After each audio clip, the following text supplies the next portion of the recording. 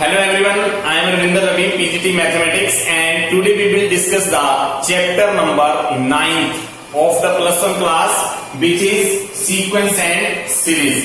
आज हम डिस्कस करने जा रहे हैं प्लस 1 का 9th chapter sequence and series. और आज के जो हमारे टॉपिक्स रहेंगे इसमें, जिसको हम आज अंडरस्टैंड करने वाले हैं और जिसके रिलेटेड हम कुछ क्वेश्चंस भी करने वाले हैं, वो टॉपिक्स हैं। Topics are definition of the sequence, finite sequence, infinite sequence, definition of the series, progression, and last one is arithmetic progression.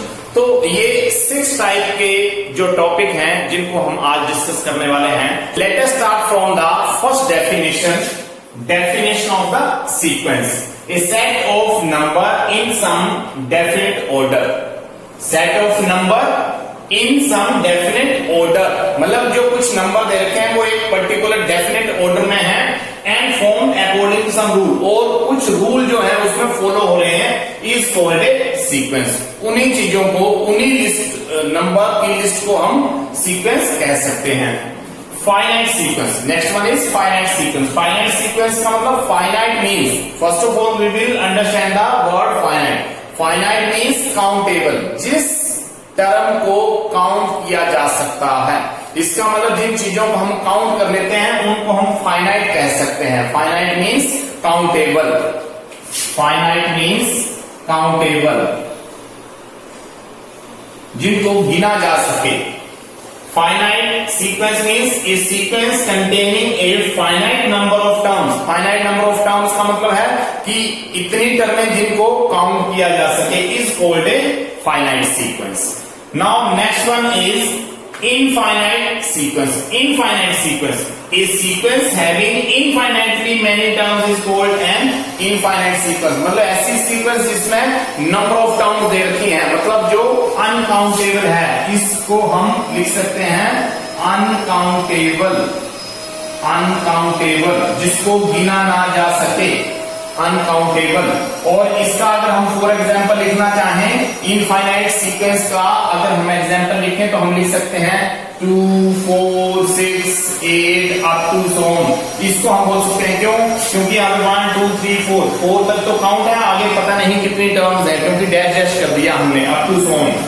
और यहां पे अगर देखा जाए इसका फॉर एग्जांपल फाइनाइट सीक्वेंस का अगर हम एग्जांपल रिटर्न करें तो हम लिख सकते हैं कि 2, 4, 6, 8 up to so on 20। It means 20 तक जाएगी, 2, 4, 6, 8, 10, 12, 14, 16, 18 फिर 20। इसका मतलब यहां तक टर्में जो है वो काउंटेबल टर्म्स आ सकती हैं, जिनको काउंट किया जा सकता है। तो जहां पे टर्म्स काउंट हो सकती हैं उनको हम फाइनाइट सीक्वेंस कह सकते हैं, जहां पे टर्म्स अनकाउंटेबल हैं उनको हम इनफाइनाइट कह सकते हैं। और इन्हीं नंबर ऑफ टर्म्स को हम सीक्वेंस बोल देते हैं, इन्हीं को हम सेट ऑफ नंबर्स बोल देते हैं। और इन शॉर्ट हम कह सकते हैं कि definition of the sequence, A set of number in some definite order, a set of number in some definite order. Now next one is definition of series. Next जो है, the next definition is definition of series.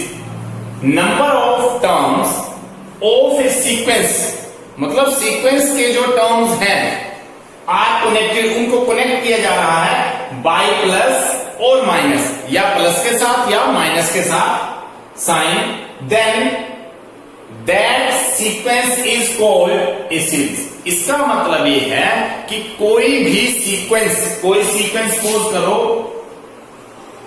Sequence for example 2, 4, 6, 8, 10, 12, ये हमारे पास कोई sequence है और हम अब बना रहे हैं सीरीज। तो सीरीज का मतलब ये हो गया कि जब इन सीक्वेंस के नंबर को कनेक्ट करेंगे हम प्लस के साथ या माइनस के साथ, मींस 2 + 4 + 6 + 8 + 10 + 12, तो इसका मतलब ये हमारे पास सीक्वेंस था। और जब हमने इसको कनेक्ट कर दिया with the help of positive sign, तो ये हमारे पास सीरीज बन गया। ये हमारे पास अब सीरीज आ रहा है, सीरीज है जिसमें जो टर्म्स हैं वो 6 टर्म्स हैं, और यहां पे ये जो सीक्वेंस है इसमें 6 टर्म है। इन 6 टर्म को जब हम एडिशन ला रहे हैं या हम बीच में माइनस से भी इस चीज को कनेक्ट करते हैं तो भी ये सीरीज का ही काम करेगा। तो इसका मतलब है ऐसे number of terms of a sequence are connected by plus और minus sign, then that sequence is called a series. Now next one is progression. Next one is, now the next one is progression, a sequence in which the terms have some relation between them। इसका मतलब ऐसी sequence जिनकी terms के बीच कुछ ना कुछ relation है is called progression। तो ऐसे रिलेशन के सीक्वेंस को हम प्रोग्रेशन बोलते हैं। For example 1 3 5 7 9 up to so on, या हम लिख सकते हैं 11 30। दिस इज अ प्रोग्रेशन, क्योंकि इनके बीच का जो नंबर है इसमें डेफिनेट आप लोगों के पास आ रहा है कि 1 और 3 के बीच में जो गैप है वो 2 का है, 3 और 5 के बीच में गैप 2 का है, 5 और 7 के बीच में गैप 2 का है। इसका मतलब कुछ रिलेशन इसमें हमें मिल रहा है, तो इन नंबर्स को, इस सीक्वेंस को हम प्रोग्रेशन की टर्म में रख सकते हैं। Now next one, now last topic is arithmetic progression। arithmetic progression, और arithmetic progression करने से पहले हम कुछ क्वेश्चन डिस्कस करेंगे जिसमें हमारे पास क्वेश्चन में nth टर्म गिवन है और जिससे हमें सीक्वेंस फाइंड आउट करना है या हमें प्रोग्रेशन फाइंड आउट करना है। तो इस तरीके के कुछ क्वेश्चन अब हम डिस्कस करने वाले हैं, और उन क्वेश्चन को करने के बाद हम अरिथमेटिक प्रोग्रेशन का टॉपिक स्टार्ट करेंगे। So let us start from the first example. Now our first question is write the first 5 terms of the sequences whose nth term are. मतलब हमें इस क्वेश्चन में ये दिया गया है कि किसी भी सीक्वेंस का हमें nth टर्म गिवन है, an is equal to an is equal to an is equal to, और इस सीक्वेंस के फर्स्ट 5 टर्म्स हमें फाइंड आउट करने हैं। तो फर्स्ट 5 टर्म्स फाइंड आउट करने के लिए first of all solution, first part लेना है हमें। Given an is equal to n upon n plus 1। हमें फाइंड आउट करना है, इस क्वेश्चन में हमें फाइंड आउट करना है फर्स्ट 5 टर्म्स। तो फर्स्ट 5 टर्म्स के लिए हम क्या करेंगे कि put n is equal to 1 2 3 4 5। मैंने n की वैल्यू को 1 से लेकर 5 तक इसमें पुट कर लिया, और जैसे मैं n की वैल्यू 1 पुट करूंगा मेरे पास रिजल्ट आएगा a1 means an n upon n plus 1। अब n की वैल्यू को जैसे में हम 1 रखेंगे मेरे पास रिजल्ट आएगा a1 is equal to n की जगह 1 प्लस 1 मीन्स 1 अपॉन 2। ये मेरी फर्स्ट टर्म आ गई। नाउ a2, अब हम इस n को 2 से रिप्लेस कर रहे हैं, तो यहां पे हम लिखेंगे 2 upon 2 plus 1 means 2 upon 3। Now हम लिखेंगे a3, n को 3 से रिप्लेस करेंगे, रिजल्ट आएगा 3 अपॉन 3 प्लस 1 3 अपॉन 4। इसी तरीके से अब हम n को रिप्लेस कर रहे हैं 4 के साथ, तो यहां पे रिजल्ट आएगा 4 एंड 4 प्लस 1, रिजल्ट आ गया 4 upon 5। Now next one is, अब हम इस n को 5 से रिप्लेस कर रहे हैं, तो 5 upon 5 plus 1 means 5 upon 6। Therefore sequence is,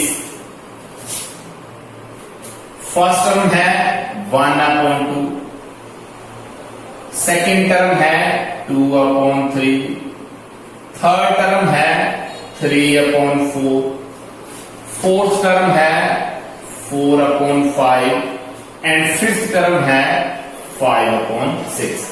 This is the required answer. This is the required first 5 terms of this question.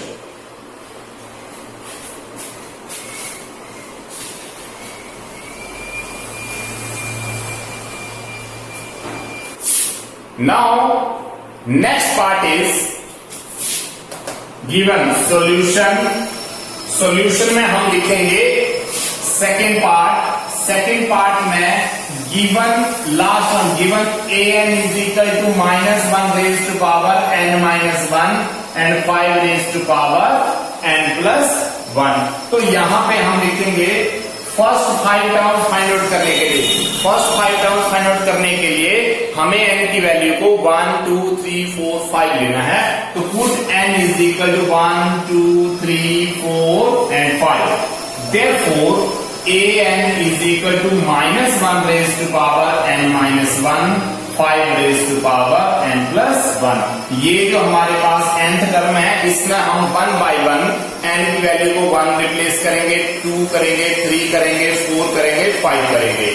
तो first of all a1 n को 1 से रिप्लेस कर दिया, -1 raise to power 1 5 raise to power 1+1। तो यहां से result आ गया -1 raise to power 0 और 5 रेज टू पावर 2 बन गया। तो -1 raise to power 0 means 1 something raise to power 0 1 होता है और 5 रेज टू पावर 2 मीन्स 25। तो a1 की वैल्यू जो है वो 25 आ चुकी है। अब हम नेक्स्ट पार्ट करने वाले हैं। नेक्स्ट पार्ट है नाउ a2। अब हम n की वैल्यू को 2 पुट करने वाले हैं। तो -1 raise to power 2 -1 and 5 raise to power 2+1। तो यहां से रिजल्ट जो है -1 raise to power 2 -1 means 2 -1 means 1 -1 raise to power 1 आ गया तो -1 ही आ जाएगा and 5 raise to power 2+1 means 3 बन जाएंगे और 5 रेज टू पावर 3 का मतलब होता है 125। तो ये रिजल्ट -125 आ गया। Now next one is a3। जैसे हम 3 पुट करेंगे -1 raise to power 3 -1 3 -1 and 5 raise to power 3+1। It means -1 raise to power 3 -1 means 2 and 5 raise to power 4। और यहां से -1 रेज टू पावर 2 का मतलब प्लस का साइन आ जाएगा, +1 आ जाएगा और 5 रेज टू पावर 4 मीन्स 625। तो यहां से a3 की वैल्यू आ गई। ये a2 की वैल्यू है, a2 की वैल्यू, ये a3 की वैल्यू। नाउ a4 में हम क्या करेंगे -1 raise to power 4 -1 and 5 raise to power 4+1। और यहां से -1 raise to power 4 -1 means 3 and 5 raise to power 5 और 5 रेज टू पावर 5 करने पर -1 raise to power 3 means minus आ जाएगा और 5 रेज टू पावर 5 करेंगे तो 3125। क्यों? क्योंकि 5 को हम 4 टाइम मल्टीप्लाई करेंगे तो रिजल्ट आएगा a4 की वैल्यू हमारे पास ये आ चुकी है। Now next one is a5 is equal to -1 raise to power 5 -1। यहां पे a5 is equal to -1 raised to 5 -1 and 5 raised to power 5+1। तो यहां से -1 raised to power 4 and 5 raised to power plus का बना देगा और 5 raised to power 5 को 6 टाइम मल्टीप्लाई करने के बाद ये रिजल्ट मिल गया। तो ये हमारे पास फर्स्ट टर्म है, ये सेकंड टर्म है, ये थर्ड टर्म है, ये फोर्थ टर्म है, ये फिफ्थ टर्म है। This is the required answer. Now next part is last part, solution given an। यहां थर्ड पार्ट करने जा रहे हैं, थर्ड पार्ट का solution given an is equal to n-2 upon n+3। तो यहां पर भी फर्स्ट 5 टर्म फाइंड आउट करने के लिए पुट करना पड़ेगा। Put n is 1, 2, 3, 4, 5। Therefore a1 n की वैल्यू 1 पुट कर देंगे और यहां पे 1 -2, यहां पे 1+3। तो यहां से a1 का जो रिजल्ट हमारे पास आ जाएगा 1 -2 मीन्स -1 into 1 मीन्स 1 और 1+3 मीन्स 4। ये फर्स्ट टर्म है हमारी। a2 is equal to 2 into 2 -2 upon 2+3। 3, 2 minus 2 means 0, 0 into 2 means 0, 0 upon something means 0. इसका मतलब a2 की वैल्यू जो है वो हमारे पास 0 आ चुकी है। अब हमारे पास है a3। जैसे हम n को 3 से रिप्लेस करेंगे, 3 into 3 minus 2 upon 3 plus 3, n को 3 से रिप्लेस कर दिया, 3 minus 2 3 plus 3, तो यहां से हमारे पास रिजल्ट आ जाएगा 3 plus 3 means 6, और यहां पे 3 minus 2 means 1। a3 की वैल्यू 3/6 आ गई। Next one a4। a4 की जो वैल्यू हमारे पास है a4 की, तो यहां पे हम 4 पुट करेंगे n की जगह, 4 minus 2 पुट करेंगे, और यहां पे 4 plus 3, तो 4 plus 3 का बन जाएगा 7, और 4 minus 2 means 2, 2 into 4 करेंगे तो 8। इसका मतलब a4 की वैल्यू जो है वो 8/7। Now next one is a5। अब हम n को 5 से रिप्लेस करेंगे, तो a5 means 5 into 5 minus 2 upon 5 plus 3, 5 plus 3 means 8, and 5 minus 2 means 3, 3 into 5 means 15, तो a5 is equal to 15/8। तो इस तरीके से हमने a1 फाइंड आउट कर लिया। Therefore sequences रिजल्ट आ जाएगा -1/4, सेकेंड टर्म है 0, थर्ड टर्म है 3/6, और इसको हम कट भी कर सकते हैं, 3/6 को 1/2 भी लिख सकते हैं। Next one is 8/7, fourth term, and fifth term is 15/8। This is the required answer of the given question. Now the next one topic is arithmetic progression, and arithmetic progression, first of all we will discuss the definition of the arithmetic progression, and definition is a sequence finite or infinite, मतलब कोई भी sequence या वो finite हो या वो infinite sequence हो is called an arithmetic progression, मतलब किसी भी finite sequence को या हम infinite sequence को arithmetic progression कह सकते हैं if and only if the difference of any terms from its preceding terms is constant। constant का मतलब same, इसका मतलब किसी भी इनफाइनाइट या फाइनाइट सीक्वेंस में जब दो टर्म में आपस में माइनस होती हैं इन रिवर्सिंग, मीन्स जो टर्म हम ले रहे हैं उससे पिछली टर्म में जाना है और उसको माइनस करना है, तो वहां से जो डिफरेंस निकलेगा वो कांस्टेंट निकलेगा, मतलब सेम निकलेगा। For example 2, 6, 10, 14, 18 up to. Second term है, this is the A1 term, A1 term, A2 term, A3 term, A4 term, A5 term, means D is equal to A2 minus A1, मतलब जिस term को ले रहे हैं उससे पिछली टर्म को आप लोगों ने लेना है। यहां पे लिखा है difference of any term from its proceeding term, proceeding मतलब उससे पिछली term. 6 minus 2 means 4, 10 minus 6 means 4, 18 minus 14 means 4, मतलब जो डिफरेंसेस रहेंगे प्रोसीडिंग टर्म से, किसी भी टर्म का उससे प्रोसीडिंग टर्म से अगर डिफरेंस करते हैं तो वहां पर कांस्टेंट वैल्यू आती है। कांस्टेंट मतलब वो सेम वैल्यू आती है। अगर ऐसी सीक्वेंस हमें मिलती है तो उस सीक्वेंस को हम अरिथमेटिक प्रोग्रेशन मींस एपी कह सकते हैं, अरिथमेटिक प्रोग्रेशन कह सकते हैं। उस सीक्वेंस को हम अरिथमेटिक प्रोग्रेशन कह सकेंगे। तो अब यहां से ये टर्म आती है डी की कॉमन डिफरेंस। एपी में जो कॉमन डिफरेंस है वो सारी टर्म्स का सेम रहेगा अपनी प्रोसीडिंग टर्म से जब वो माइनस करेंगे तो इस तरीके से यहां पर ए जो है इसको हम फर्स्ट टर्म काउंट करेंगे, जिसको हम A1 से डिनोट भी कर सकते हैं।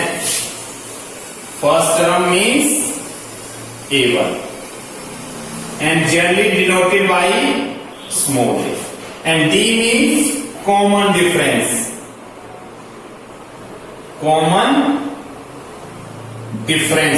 and common difference means A2 minus A1 and the general result of the common difference is equal to D is equal to AN minus 1.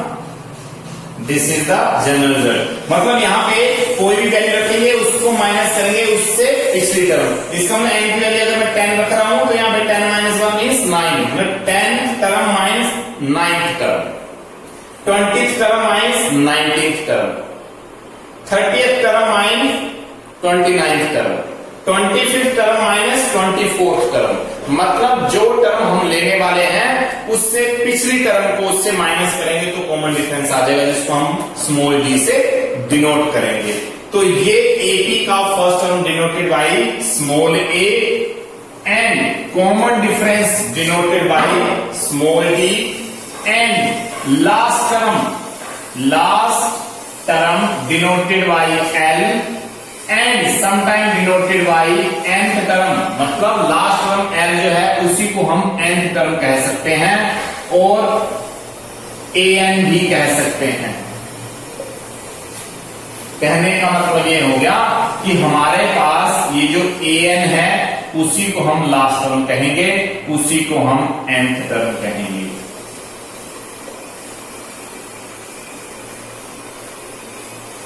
ये AP के रिजल्ट्स हैं। अब हमारे पास आता है कि AP की टर्म्स को अगर हम फाइंड आउट करना चाहें तो किस तरीके से फाइंड आउट होंगी। AP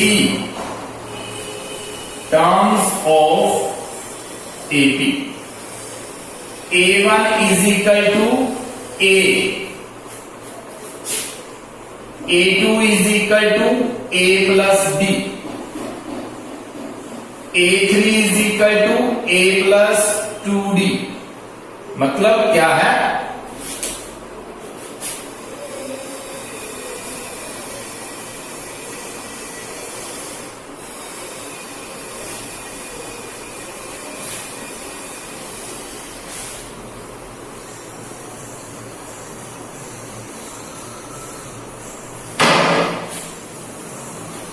नाउ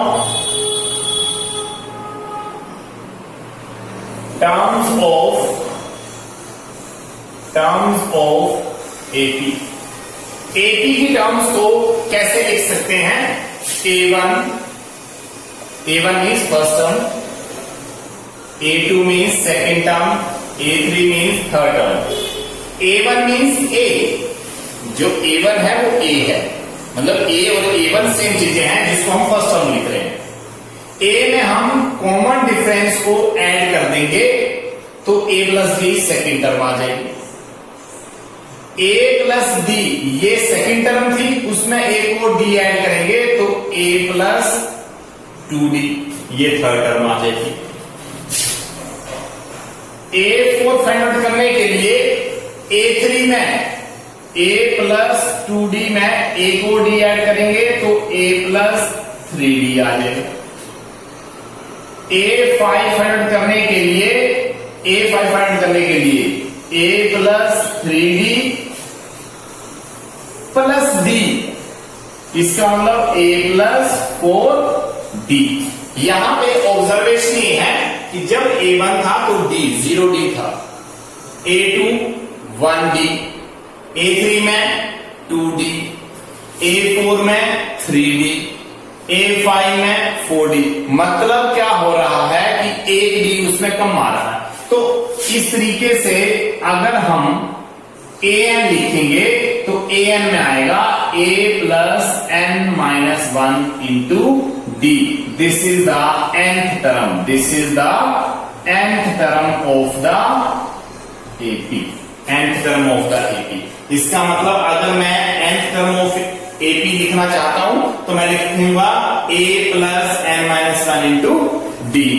अगर मेरे पास nth टर्म है तो इससे मैं किसी भी टर्म को फाइंड आउट कर सकता हूं।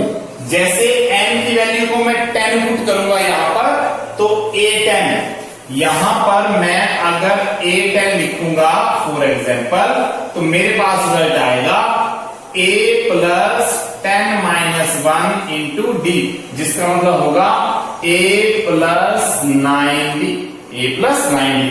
10 टर्म के लिए उससे एक कम 9d आ गया। जैसे 5 के लिए 4 आ रहा था, 4 के लिए 3 आ रहा था, तो 10 के लिए 9 आ गया। सिमिलरली अगर मैं यहां पे a15 टर्म लिखना चाहता हूं, तो मैं लिखूंगा a प्लस 15 माइनस 1, यहां प्रूव कर रहे हैं 15 minus 1 is equal to a plus 15 minus 1 means 14d। तो इसका मतलब 15 लिखने के लिए मुझे 14d लिखना पड़ा। तो इसका मतलब ये कि जनरल टर्म अगर हम लिखेंगे तो जनरल टर्म ही आ जाएगी। इसको हम कई बार जनरल टर्म भी कह देते हैं, general term of the AP. General term of the AP means nth term of the AP. तो nth टर्म आप लोगों को फाइंड आउट होगी, कैसे फाइंड करनी है? कॉमन डिफरेंस आप लोगों को पता चल गया कैसे फाइंड करना है। एपी का जो फर्स्ट टर्म होगा उसको a1 से डिनोट करना है। अब हम लिख सकते हैं कि नंबर्स इन एपी, अगर मेरे पास एपी का फर्स्ट टर्म ये है, सेकंड ये है, थर्ड ये है, फोर्थ ये है, फिफ्थ ये है, अप टू जोन nth टर्म ये है, तो हम लिख सकते हैं कि नंबर्स इन एपी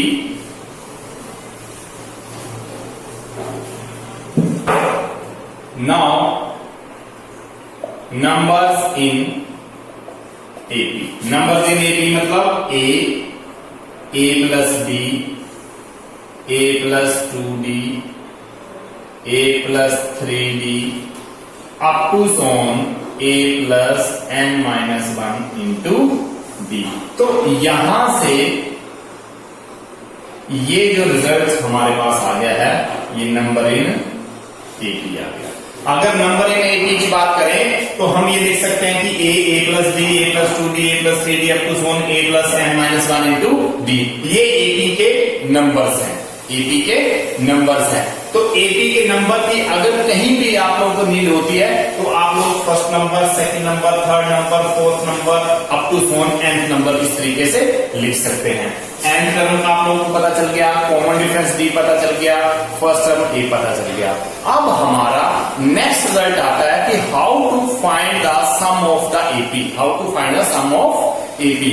मतलब एपी की जो टर्म्स आप लोगों के पास दे रखी हैं उनको आप लोगों ने ऐड किस तरीके से करना है, उनका एडिशन किस तरीके से आप लोगों ने फाइंड आउट करना है। तो उसके लिए भी हमारे पास 2 रिजल्ट्स यहां पे हैं। Sum of first n terms of AP is equal to, इसको हम डिनोट करेंगे Sn के साथ। मतलब क्या है कि जब हम sum of first n terms of AP करेंगे उसको डिनोट करेंगे Sn के साथ। और Sn के हमारे पास 2 रिजल्ट्स हैं। Sn means number of term जो दे रखी है उन सभी का एडिशन जब हम करेंगे तो रिजल्ट आएगा n/2 a plus n, a plus n if a and n, that is first term and last term are given। मतलब ये है कि अगर हमारे पास क्वेश्चन में फर्स्ट टर्म एपी का फर्स्ट टर्म है हमारे पास और एपी का लास्ट टर्म गिवन है, तो फर्स्ट और लास्ट टर्म गिवन होने पर हम Sn मतलब टर्म्स को ऐड करने के लिए Sn is equal to n/2 a plus l वाला रिजल्ट अप्लाई करेंगे। और अगर हमारे पास लास्ट टर्म गिवन नहीं है तो हम Sn is equal to n/2 2a plus n minus 1 into d apply करेंगे। ये हम कब करेंगे? जब हमारे पास इफ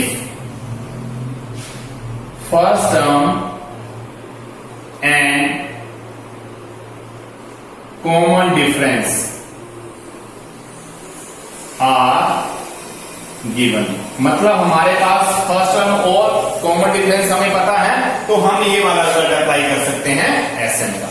वैसे देखा जाए तो ये दोनों ही रिजल्ट आपस में रिलेटेड हैं। जो रिजल्ट ये है वही रिजल्ट ये है। अगर देखा जाए तो जो रिजल्ट ये बनेगा वो रिजल्ट ये बनेगा। हम इस चीज को इलैबोरेट भी कर सकते हैं अभी।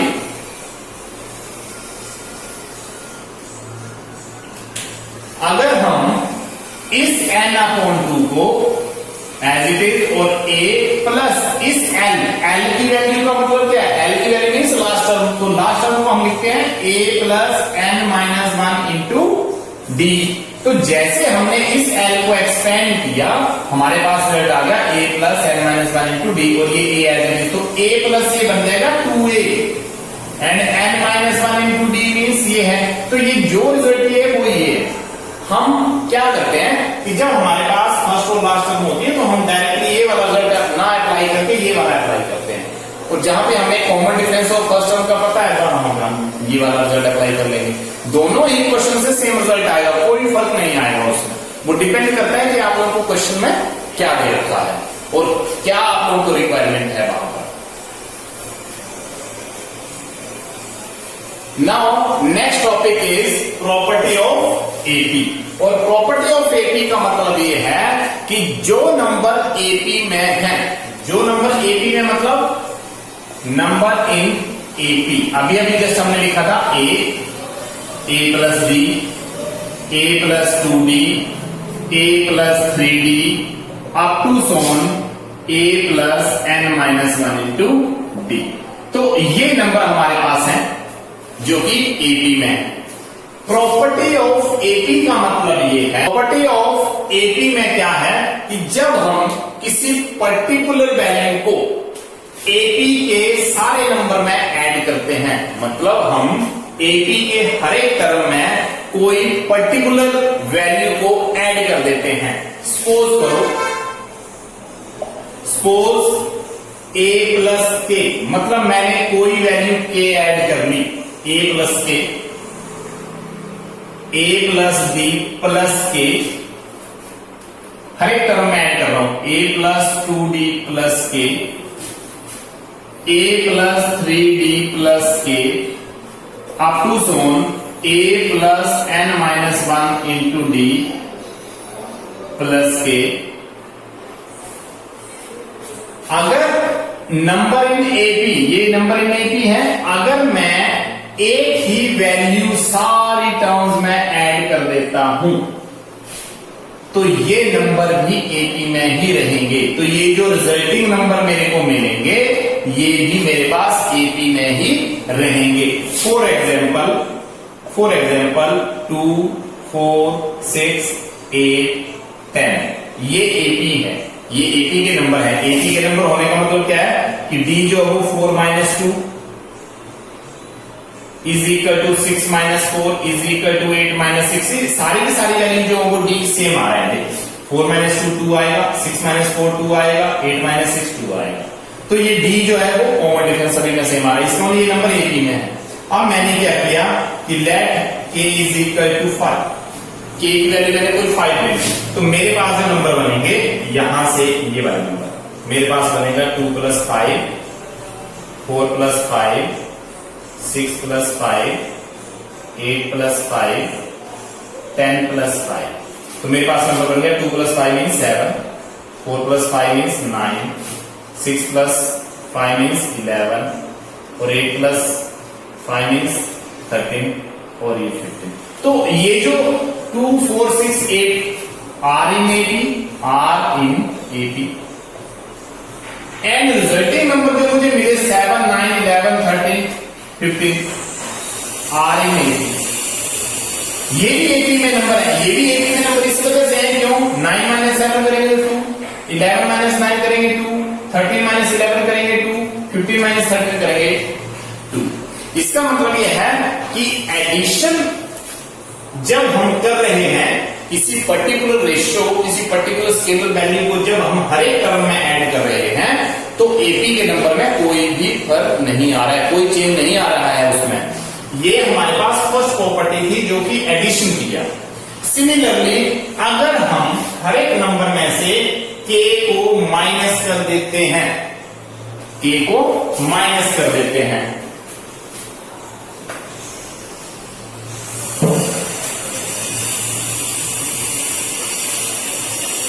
आर इन एपी, ये नंबर एपी में थे, k ऐड करने पर ये नंबर एपी में थे। सेकंड में क्या था कि a minus k, a plus d minus k, a plus 2d minus k up to Son a plus n minus 1 into d minus k are in A P. इसका मतलब ये हो गया कि अगर मैं हर एक टर्म से माइनस के कर देता हूं तो भी ये नंबर ए पी में ही रहेंगे।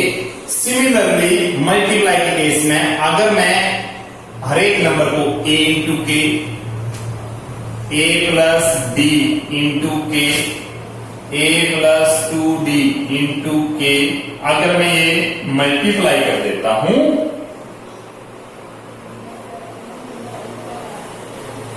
तो भी ये नंबर आर इन एपी ही होंगे, कोई चेंज नहीं आएगा इसमें।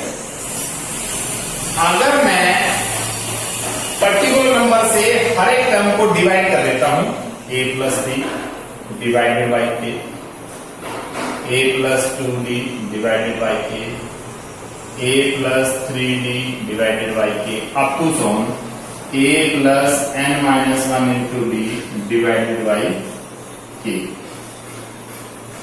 आर इन ए।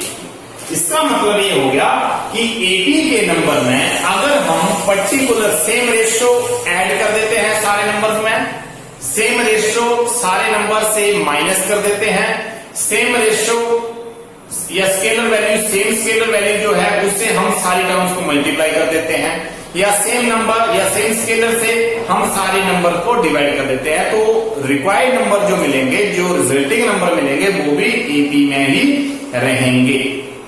ये एपी की प्रॉपर्टीज हैं। अब हम डिस्कस करने वाले हैं कि how to taking the numbers in AP when the sum और product are given in the question.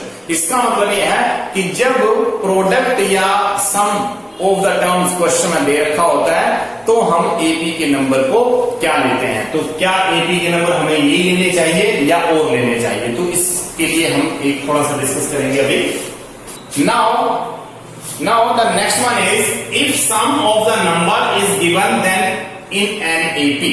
अगर एपी में सम ऑफ द नंबर आपके पास गिवन है तो आप लोगों के पास या तो क्वेश्चन ऐसा आएगा कि sum of 3 number, sum of 4 number, sum of 5 number, इस तरीके से क्वेश्चन आएगा कि sum of 3 number is equal to this, sum of the 4 number is equal to this and sum of the 5 number is equal to this. तो इस तरीके से अगर कोई क्वेश्चन आता है तो आप लोग number in AP, A plus D, A plus 2d, A plus 3d, ये हमारे पास अप टू सोन ये वाले नंबर थे। अभी अभी हमने डिस्कस किया तो नंबर इन एपी हमने ये वाले लिखे थे। लेकिन अगर कुछ इस टाइप का क्वेश्चन आता है कि sum of the number is given in an AP, तो हम 3 नंबर आर इन एपी जो लेंगे वो ये वाले नंबर लेंगे। मतलब हम ए प्लस डी तो लिख रहे हैं लेकिन इससे पिछला नंबर ले लेंगे ए माइनस डी, ताकि हम इसका अगर सम करते हैं तो माइनस डी और प्लस डी आपस में कैंसिल आउट हो जाते हैं। For example sum of 3 number is equal to 30। हमें ये दे रखा है कि sum of 3 number is equal to 30। तो सम ऑफ 3 नंबर का मतलब क्या हो गया, ए plus D, A plus 2d। अगर हम ऐसा करेंगे तो भी क्वेश्चन निकल सकता है, लेकिन वो डिपेंड करता है क्वेश्चन के ऊपर। लेकिन अगर हम a माइनस डी नंबर लेंगे, a नंबर लेंगे, a प्लस डी नंबर लेंगे, तो हमारे पास रिजल्ट आएगा a minus D plus a plus D, और ये 30। मतलब मैंने तीनों नंबर ऐड कर दिए और 30 की इक्वल कर दी, वहां से d और d कैंसिल आउट हो गए और 3a इज इक्वल टू 30 और a की वैल्यू 10। तो डायरेक्टली एक वेरिएबल की वैल्यू आप लोगों के पास आ सकती है। तो इसी तरीके से अगर 3 नंबर इन एपी अगर आप लोगों को लेने हैं तो आप लोग ए plus D, A plus 2d ना लेकर आप लोग ए माइनस डी, ए और ए प्लस डी लेंगे, ताकि आप लोगों का डायरेक्ट क्वेश्चन मिले। अब आप लोगों को अगर 4 नंबर आर इन एपी लेने हैं तो 4 number A plus D, A plus 2d, A plus 3d ना लेकर ए minus 3d, A minus D, A plus D, A plus 3d लेंगे, जिससे हमारा क्वेश्चन जो होगा वो सिंपल बन जाएगा। अगर 5 नंबर की बात आती है तो ए minus 2d, A minus D, A plus D, A plus 2d। इसी तरीके से अगर 6 की बात आती है, 6 नंबर की बात आती है तो यहां पे आप लोगों को 5 लेना है, ए minus 5d, A minus 3d, A minus D, A plus D, A plus 3d, A minus A plus 5d। तो ये आप लोगों के पास 6 नंबर आ जाएंगे। इसका मतलब ये है कि आप लोगों ने जो ओड नंबर है, 3 नंबर है, 5 नंबर, इसमें जस्ट ए से स्टार्ट करना है, ए plus D, A minus D, A plus D, A plus 2d, A plus D 5 के लिए किया तब ए प्लस 2d यहां ऐड कर दिया और ए माइनस 2d इस साइड आ गया। अगर 7 नंबर की बात करें तो ए प्लस 3d यहां आ जाएगा और ए माइनस 3d यहां आ जाएगा। लेकिन जहां इवन नंबर की बात हो रही है वहां पे क्या हो रहा है, वहां पे ए नहीं आ रहा है, ए माइनस डी और ए प्लस डी 2 नंबर है, एक यहां ऐड कर देंगे और एक यहां ऐड कर देंगे। अगर 6 नंबर की बात हो रही है तो 1 2 3 4 है, 5th नंबर आएगा ए प्लस 5d और यहां आएगा ए माइनस 5d। इसका मतलब इस तरीके से आप लोग नंबर ले सकते हो। अगर आप लोगों को 3 नंबर इन ए लेने हैं तो ए minus D, A plus D, 4 number लेने हैं तो ए minus 3d, A minus D, A plus D, A plus 3d, 5 number लेने हैं ए minus 2d, A minus D, A plus D, A plus 2d। तो up to 4 इस तरीके से आप लोग नंबर्स ले सकते हो और आसानी से क्वेश्चन को कर सकते हो। तो आज हमने एपी का मैक्सिमम जो रिजल्ट्स थे वो आज डिस्कस कर लिए हैं और इसके रिलेटेड जितने क्वेश्चन बन सकते हैं, वैरायटी ऑफ क्वेश्चन जो बन सकते हैं वो हम नेक्स्ट वीडियो में डिस्कस करने वाले हैं, जिसमें सारे क्वेश्चन जो होंगे वो एपी के रिलेटेड होंगे। तो आज के लिए बस इतना ही है कि आप लोग इन रिजल्ट्स को इस वीडियो की हेल्प से सारे के सारे रिजल्ट को अच्छे तरीके से आप लोग अंडरस्टैंड करो, ताकि आप लोगों को क्वेश्चन करने में कोई भी दिक्कत ना आए। Thank you.